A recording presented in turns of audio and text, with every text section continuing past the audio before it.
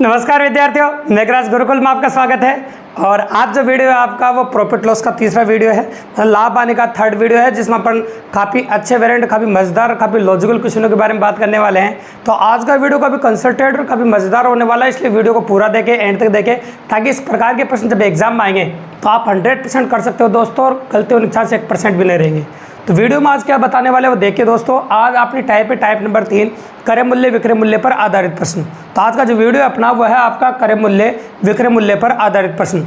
तो क्रय मूल्य विक्रय मूल्य पर आधारित प्रश्न इसलिए हुआ कि इस प्रकार के प्रश्नों में क्रय मूल्य और विक्रय मूल्य दिया जाता है और लाभ या हानि प्रतिशत से पूछा जाता है। इस प्रकार की पॉसिबिलिटी एग्जाम में देखने को मिलती है। ये काफ़ी लॉजिकल और काफ़ी अच्छे क्वेश्चन होते हैं, और इस प्रकार के क्वेश्चनों को करने के 3 से अधिक तरीके होते हैं, काफ़ी ज़्यादा तरीके होते हैं, लेकिन तरीका वो बताएंगे जो आपके लिए बेस्ट है और हर क्वेश्चन पर लगेगा। ऐसा नहीं कि एक क्वेश्चन पर लगाने के बाद दूसरे फेल हो जाएगा या दूसरे पर लगाने के बाद तीसरे फेल हो जाएगा, ऐसा बिल्कुल भी नहीं होगा दोस्तों। तो जो तरीका आपको बताया जा रहा है वो सब जगह लगेगा और काफ़ी अच्छे से लगेगा दोस्तों। तो अपन बात करेंगे आपके सामने क्वेश्चन की, और इन क्वेश्चनों को कैसे कैसे कर सकते हैं ऐसे बोलेंगे आपको, और वो पसंद आए तो वैसे भी कर सकते हैं आप। तो चलो क्वेश्चन नंबर फर्स्ट स्टार्ट करते हैं, पर देखिए गौर से। तो पहला क्वेश्चन अपना क्या कहता है वो देखिए। पहला क्वेश्चन अपना ये कहता है 25 वस्तुओं का क्रय मूल्य 20 वस्तुओं के विक्रय मूल्य के बराबर है, ऐसे बोला गया।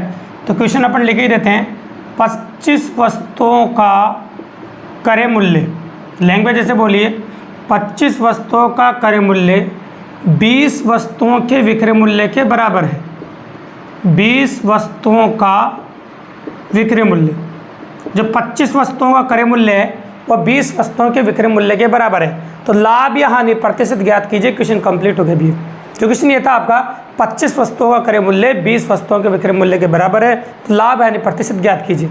तो इस क्वेश्चन करने का अपने पास 3 तरीके जो पसंद आए आप कर सकते हैं। पहला तरीका एनसीईआरटी वाला तरीका, जिसमें x मान के किया जाता है कि माना क्रय मूल्य x है, फिर का x/25 क्रय मूल्य विक्रय मूल्य x/20, फिर उसमें से घटाओ, फिर क्रय मूल्य का भाग लगाओ, लाभ हानि प्रतिशत निकालो। तो काफ़ी कॉम्प्लेक्स और काफ़ी बड़ा हो जाता है, ऑब्जेक्टिव पैटर्न के हिसाब से ये बेस्ट नहीं है। तो वो तरीका अपन बिल्कुल नहीं बताएंगे जिसमें क्रय मूल्य को x माना जाता है और x मान के अपन क्वेश्चन को करते हैं। दूसरा तरीका देखिए, दूसरा तरीका आपका लसा निकालने वाला। तो लसा निकालने वाला तरीका ये कि 20 और 25 का लसा निकाल दें दोस्तों। लसा मतलब वह छोटी छोटी संख्या जिसमें इन दोनों का भाग चला जाए। तो आप जानते हैं कि वह संख्या आपकी जो है जो 100 है, जिसमें 25 का भाग भी चला जाएगा, 20 का भी भाग चला जाएगा और छोटी छोटी भी है। तो 25 का भाग 100 में दोगे तो 4 बार जाएगा, और 20 का दोगे तो 5 बार जाएगा, है ना। तो ये तो 4 बार जाएगा और 5 बार जाएगा, मतलब 4 में खरीदी और 5 में बेचे। अगर 4 में खरीदो और 5 में बेचो तो कितने का लाभ हो जाएगा आपका? 1 का। तो 1 का लाभ, और आप कहते हैं लाभ बटा क्रय मूल्य इंटू 100, तो 1/4 गुणा 100, यानी कि 25% लाभ हो जाएगा इस 100 दिन। तो ऐसे आप लासा वाले तरीके से भी क्वेश्चन कर सकते हैं, बिल्कुल सिंपल और काफ़ी इजीली। लेकिन एक क्वेश्चन ऐसा आएगा जिन वस्तुओं के बारे में देगा, लाभ आने प्रतिशत देगा, जहाँ पर आके लासा वाला तरीका फेल हो जाएगा। और हो सकता है तुम में से कोई बच्चा यूँ कहेगा सर मुझे तो लासा निकालना भी नहीं आता, क्योंकि हम जो वीडियोस बनाते हैं आप अच्छी तरह जानते हो, वो कमज़ोर बच्चों को ध्यान में रखे हुए बनाए देते हैं, ताकि कमज़ोर बच्चों को भी दिक्कत नहीं है। उसके ऊपर पूरा फोकस हमारा रहता है। तो हो सकता है किसी कमज़ोर बच्चे ने कह दिया सर मुझे तो लसन निकालने में दिक्कत आती, आना नहीं होता है, कोई दिक्कत की बात नहीं। तो तरीका नंबर 3 इस्तेमाल करते हैं, ये सब बेस्ट है। 4 क्वेश्चन मैं बताऊंगा आपको, चारों क्वेश्चन में 100% लगेगा, और कहीं भी फेल होने के चांस 1% भी नहीं रहेंगे दोस्तों। बस लैंग्वेज सुनते जाइए आप। तो अपन ने बोला आपके सामने देखो प्रैक्टिकली अप्रोच है, लाभ हानि प्रतिशत खरीदी माइनस बेची अपन बेची इंटू 100, ये ध्यान रखना आपको। लाभ होगा तो प्लस मान आंसर आएगा, हानि होगी तो माइनस मान आंसर आएगा। तो खरीदी माइनस बेची अपॉन बेची इंटू 100, खरीदी माइनस बेची अपॉन बेची इंटू 100। देसी तरीका है बिल्कुल, कितनी खरीदी कितनी बेची, कितनी खरीदी कितनी बेची, बिल्कुल सिंपल सी बात है। तो चलो देखिए, तो यहाँ पर आप नोटिस करेंगे तो 25 खरीदी, यहाँ पर खरीदी की बात करें तो 25 है, और यहाँ बेची की बात करें तो 20 है। अगर प्रैक्टिकली बात करें तो 25 खरीदी और 20 बेची, तो अपन कह सकते हैं 25 खरीदी 20 बेची, और 20 बेची का भाग लगा तो 20 और गुणा हो जाएगा आपका 100। अब काटने वाली बात रहेगी और कुछ भी नहीं, क्वेश्चन डायरेक्ट आंसर आ जाएगा। प्लस में आएगा तो लाभ और माइनस में आएगा तो हानि। तो ये 5 आ गया आपका, 25 में से 20 जाएगा तो 5, और 5 को 5 से गुणा किया तो 25%। अगर प्लस में आंसर आया तो लाभ हो जाएगा। उस तरीके से भी अपने 25% लाभ ही आया था जो अपने एलसीएम वाला मेथड यूज किया था। तो बिल्कुल सिंपल तरीका, काफ़ी ईजी है, अपने एक लाइन में कर दिया और काफ़ी ईजीली अप्रोच कर सकते हैं। अब आते हैं अपन क्वेश्चन नंबर 2 पे। क्वेश्चन नंबर 2 क्या कह रहा है वो देखिए, इसमें थोड़ा सा उल्टा कर रहा हूँ मैं। 20 वस्तुओं का क्रय मूल्य, क्वेश्चन लिख रहे हैं 20 वस्तुओं का क्रय मूल्य 25 वस्तुओं के विक्रय मूल्य के बराबर। 25 वस्तुओं के विक्रय मूल्य के बराबर है। तो लाभ हानि प्रतिशत ज्ञात कीजिए। तो भाई इसमें 20 खरीदी, अब नोटिस कीजिए 20 खरीदी, 25 बेची और बेची का भाग लगाओ और गुणा 100। ठीक है, अब काट सकते हो। 25 से 100 कट जाएगा आपका 4 बार और 20 में से 25 जाएगा तो -5 और -5 को 4 से गुणा -20%। मतलब इस सौदे में हम कह सकते हैं 20% की हानि हो गई। इस सौदे में से 20% की हानि हो गई। ठीक है, अगला क्वेश्चन जो लैंग्वेज बहुत अच्छी क्वेश्चन की लैंग्वेज में बच्चों को कन्फ्यूज करने का काम करता है वो है आपका क्वेश्चन नंबर 3। अब क्वेश्चन नंबर 3 क्या कहता है, देखो 110 आम बेचने पर 120 आमों का क्रय मूल्य प्राप्त होता है। 110 आम बेचने पर 120 आमों का क्रय मूल्य प्राप्त होता है।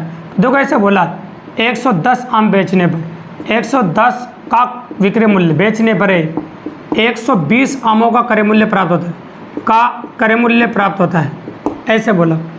तो लाभ या हानि प्रतिशत ज्ञात कीजिए। तो दोस्तों यहाँ पर क्रय मूल्य भी 120 है, जल्दबाजी में गलती मत कर देना।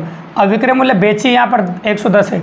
यहाँ पर खरीदी को बाद में दिया और बेची को पहले दिया, कंफ्यूज करने के लिए इस क्वेश्चन को इसलिए बताया गया है। तो फिर भी इसको आगे लिखेंगे अपन खरीदी माइनस बेची अपॉन बेची और गुणा 100। बिल्कुल सिंपल, इस प्रकार से एनालिसिस करेंगे अपन। ये 0 से 0 कट गया आपका और आप कहते हैं 120 में से 110 घटेगा तो कितना आ जाएगा आपका, देखो देखिए तो 10 आ जाएगा। 10 को 10 से गुणा किया तो 100 आ जाएगा। तो ये हो जाएगा आपका 100/11 और 100/11 का मतलब हो जाएगा 9 से 1/11% का लाभ। अगर प्लस मान से रहा है तो लाभ और माइनस मान से रहा है तो हानि। बिल्कुल सिंपल। अब उस क्वेश्चन के बारे में आते हैं पर जिसमें एलसीएम वाला मेथड फेल हो जाता तो उस मेथड को बताते हैं, उस क्वेश्चन को बताते हैं। देखो सुन, तो मैं ये कह रहा हूँ आपके सामने, देखो एक दुकानदार 5 रुपये की 10 की दर से, सुनना गौर से, एक दुकानदार को 5 रुपये की 10 की दर से चॉकलेट बेचने पर 20% लाभ होता है। 5 रुपये की 10 की दर से बेच रहा है, तो बेची जो है ना 5 रुपये की 10 की दर से 10 बेचिए, ध्यान रखना 5 रुपये की 10 की दर से चॉकलेट बेचने पर 20% का लाभ होता है। लाभ है ना आपका वो 20% का है। ठीक है, और 10 बेची तो 5 रुपये की 10 की दर से चॉकलेट बेचने पर 20% का लाभ होता है। तो बताइए उसने 5 रुपये में कितनी चॉकलेट खरीदी होगी। तो पता नहीं कितनी खरीदी होगी, इसलिए x मान लो। तो मान लो x खरीदी होगी। देखो 5 रुपये में खरीद रहा है, 5 रुपये में बेच रहा है, 5 रुपये में बेच रहा है और 5 रुपये में खरीद रहा है, इसलिए 5 रुपये से कोई मतलब नहीं है।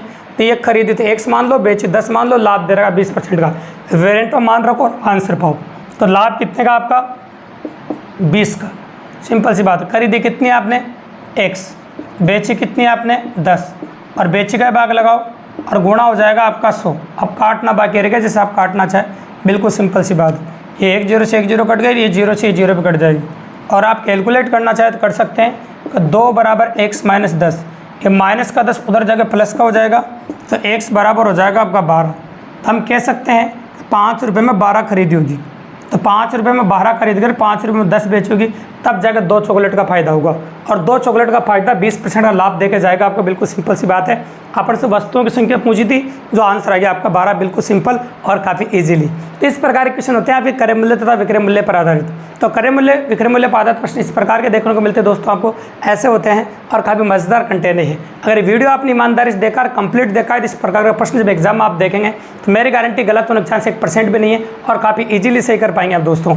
इसी प्रकार बेहतरीन वीडियोज मैथ रीजनिंग से रिलेटेड या मोटिवेशन से रिलेटेड हमारे चैनल पर आप देखना चाहते हैं तो सबसे पहले चैनल पर अगर नए हो तो चैनल को सब्सक्राइब जरूर कर दीजिए दोस्तों, लाइक कर दीजिए, शेयर कर दीजिए, ताकि हमारा 13 साल का जो कंपटीशन अनुभव है आपको काम आ सके और फ्री ऑफ कॉस्ट घर बैठे आप मैथ रीजनिंग कमजोर से कमजोर बच्चा आराम से पढ़ सके दोस्तों। धन्यवाद।